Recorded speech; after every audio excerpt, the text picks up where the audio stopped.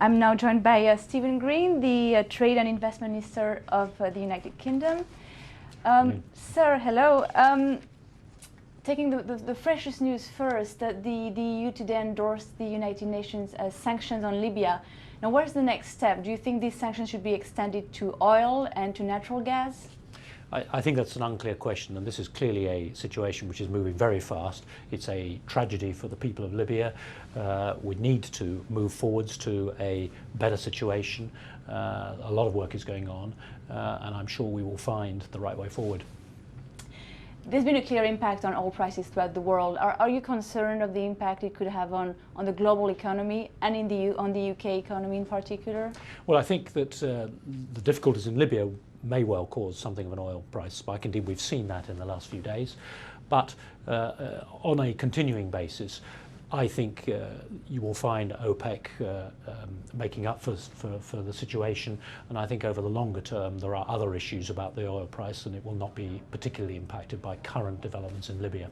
So you're confident the OPEC is going to step in for the next? Well, I think that they certainly are thoughts along those lines. Yes. Oil prices have started to have an impact on the UK inflation. So far, the pound has depreciated quite a lot. Now, what are the solutions for the UK today to fight this inflation? Some policymakers have suggested letting the pound appreciate through interest rates. I mean, is that a solution? Well, the Bank of England has responsibility for managing interest rates in relation to inflation levels, and they have a target for inflation of 2%. Now, current inflation levels are above that. The question for the Bank of England, which they continually discuss, of course, every month that they meet, is whether or not current levels of inflation rate are systemic in their implications or not. And it will be for them to make the decision. Overall, sterling has depreciated in the last couple of years quite significantly. This is, of course, of help to the rebalancing of the economy, and you are now seeing, I think, the impact of that coming through in the form of quite strong export performance. And could the UK take an appreciation of sterling? Would that hurt? Well, it's important to be competitive. But it's also important to remember that competition is the result of a mix of factors, where the exchange rate is one of the factors only. The UK economy contracted in the fourth quarter. Where do you see it going amid a program of austerity that the government is implementing? Is that sustainable? I think that the economy has to find its way through to a growth model which is more sustainable than what was the case before the crisis. Before the crisis, the British economy was growing quite well, but on the basis of consumption fueled by debt and by rising government expenditure. We all know that can't continue.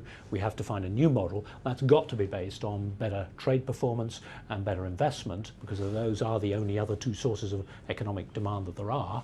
And therefore our challenge over the next few years is to strengthen British trade performance in particular, so that trade is a net contributor to growth instead of a net drag on growth, which is what it has been for so long.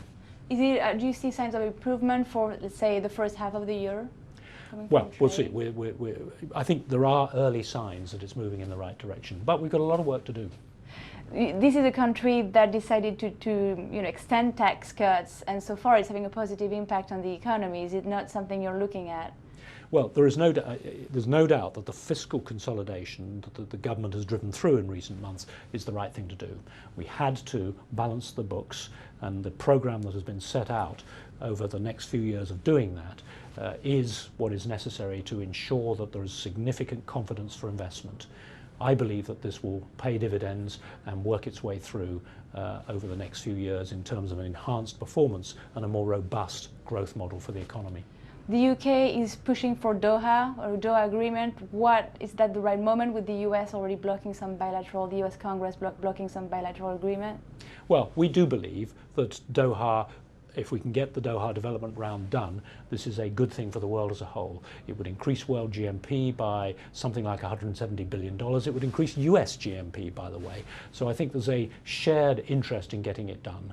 There is a strong sense that this is the year to go for it. There is, I believe, a clear imperative, and we all need to be prepared to struggle to get this done. It won't be easy. Nobody's under any illusions about that, but the prize is well worth it. Minister, thank you. Thank you.